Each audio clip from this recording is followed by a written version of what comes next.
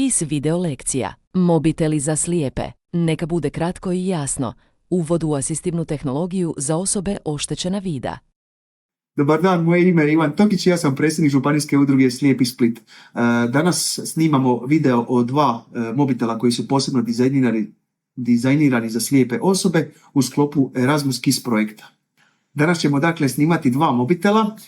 Jedan od mobitela se zove Blind Shell i on je više dizajniran za stariju populaciju slijepih osoba, a drugi mobitel se zove Smart Vision 3 i on je više dizajniran možda za nekako mlađu populaciju. Evo, kao što vidite, ispred mene su oba dva ta mobitela. Možete ih usporediti i po veličini.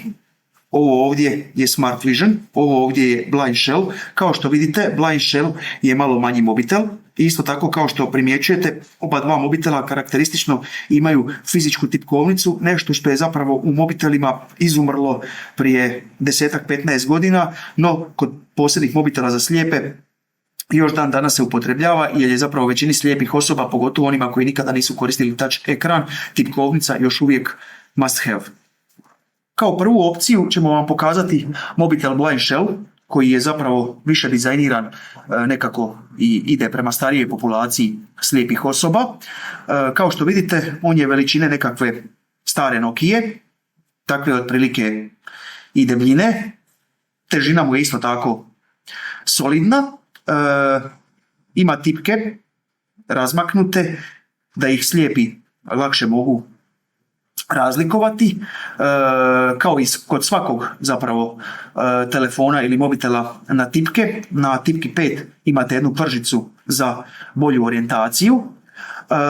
Mobitel kao mobitel nema baš Android, ali nešto slično Androidu i može koristiti samo određene Android aplikacije koje su prenamijenjene za ovaj mobitel, pa tako primjerice može koristiti e-mail se na ovome mobitelu, može se koristiti WhatsApp, Be My Eyes, Vision AI i tako te neke slične aplikacije, ali se te aplikacije ne skidaju iz Googleove trgovine, već sam proizvođač mobitela ih stavlja u nekakve svoje nadogradnje. Sada ćemo čuti kako to zvuči.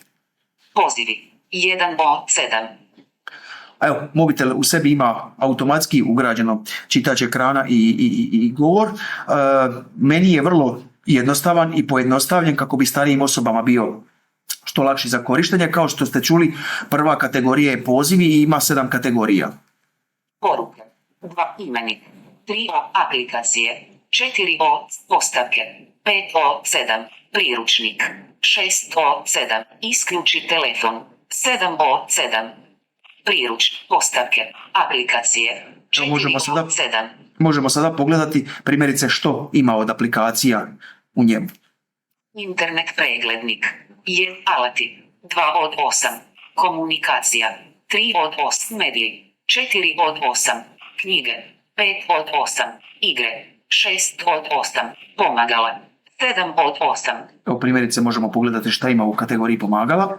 Be My Eyes 1 od 8. Be My Eyes, to je aplikacija koju svaka slijepa osoba u današnje vrijeme zna o čemu se radi.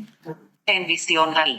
Također i Envision AI aplikacija koju svi slijepi znaju i koriste je. Google Lookout 3 od 8. Ima i Google Lookout. Mjesto 4 od 8. Mjesto je zapravo određivanje lokacije, da bi starija osoba, ako se slučajno zagubila ili nešto, može kliknuti ovu opciju i može nekome dojaviti svoju lokaciju gdje se nalazi. Eto, kao što ste vidjeli, to je vrlo jedan jednostavan mobitel sa vrlo jednostavnim i intuitivnim sučeljem kako bi i starije slijepe osobe zapravo mogle jednostavnije koristiti telefon.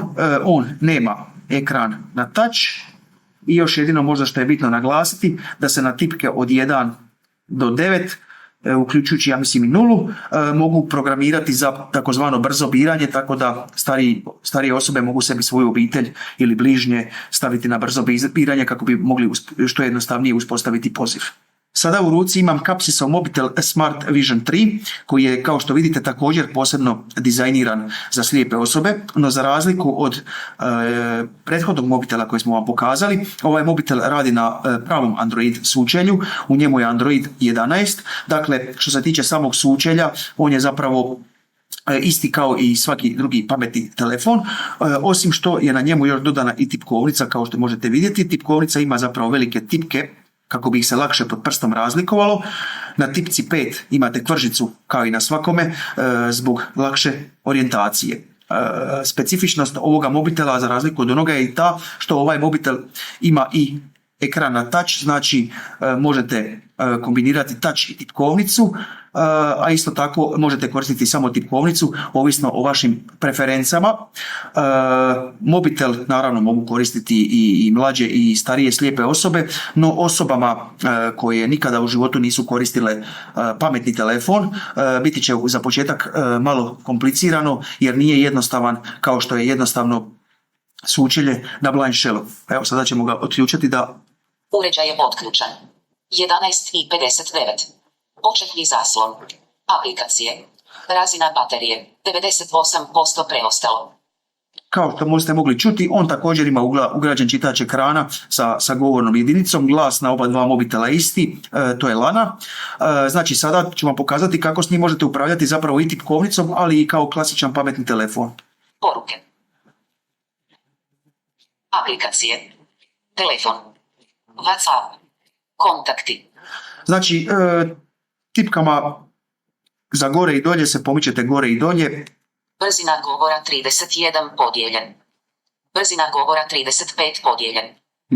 Tipka za lijevo, tipka za desno vam služe za ubrzavanje čitača ekrana. Mobitel zapravo aplikaciji možete instalirati bilo koju aplikaciju koja se nalazi u Googlovoj trgovini i zapravo je koristiti da li putem tipkovnice ili putem gesta koje koriste inače talkback na pametnim telefonima. Evo primjerice. Telefon. Aplikacije.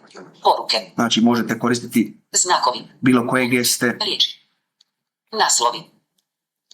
Brzina govora. Evo. Brzina govora 31 podijeljen. Brzina govora 35 podijeljen. Znači možete ga koristiti kao najobičniji pametni telefon. Isto tako na tipke možete dodati brzo biranje. On zapravo u sebi ima sve funkcije koje ima i svaki pametni telefon, samo eto ima tu dodanu tipkovnicu zbog nekakvog možda lakšeg snalaženja ljudima koji nisu vični ekranu na dodir. I evo za kraj ćemo vam čisto radi usporedbe pokazati i najobičniji pametni telefon. Ovo ispred mene je Samsung Galaxy A35 sa ugrađenim čitačem ekrana. Zapravo svaki Android telefon u sebi ima ugrađen čitač ekrana talkback i onda instaliramo glas po želji i koristimo pametni telefon. 12:04. Uređaj je zaključan. Televac. Koji sustava. Potrijebite otisak prsta ili prijeđite s pomoću prsta za otključavanje. Uvijek kontakti. Evo kao što vidite, znači ovo je meni zapravo najdraža opcija. Ja ne koristim ni blind shell ni smart vision, koristim općenito najobičnije pametne telefone s kojima mi zapravo možemo sve kao i što mogu videće osobe. Postavke. Hitne ploče. Postavke. Kontakti. Telefon. Stranica 2 nije odabrano. Stranica 1 odabrano. Zadana stranica. Stranica 2 odabrano. Stranica 2. Znači možemo ga koristiti jednako i ravnopravno kao i sve druge zdrave osobe. Ja ga koristim kao svoj poslovni i kao privatni mobitel. Možete instalirati bilo koju aplikaciju od WhatsAppa, Vibera, nadalje, tako da nema nekakve posebnih ograničenja koje bi sprečavale bilo koju slijepu osobu zapravo da koristi najobičniji pametni telefon, nebitno da li je to iPhone ili primjerice Samsung, za svoj svakodnevni nekakav uređaj za korištenje. Evo i za kraj, sva tri su poredana jedan do drugoga kako biste mogli usporediti razlike između njih. Naravno, svaki od njih je različite veličine zbog različitih veličina svojih ekrana i naravno svako će odabrati ono za što smatra da će mu najbolje pomoći i da će mu najbolje služiti. Hvala vam na pažnji, hvala vam što ste pogledali video, zapratite nas na YouTube-u i na našim ostalim društvenim mrežama. Ukoliko imate bilo kakvih pitanja o našim pomagalima ili općenito o životu slijepih osoba, slobodno nam se javite u komentarima ili putem društvenih mreža. Pozdrav! KISS. Intro to Art for VIPs. Neka bude kratko i jasno. Uvod u asistivnu tehnologiju za osobe oštećena vida. Ovo je Erasmus Plus K210, ADU projekt koji financira Europska unija. Međutim, izražena stajališta i mišljenja isključivo su autorova i ne odražavaju nužno stajališta Europske unije ili AMPEU-a, Agencija za mobilnost i programe EU, niti su Europska unija i AMPEU odgovorni za njih.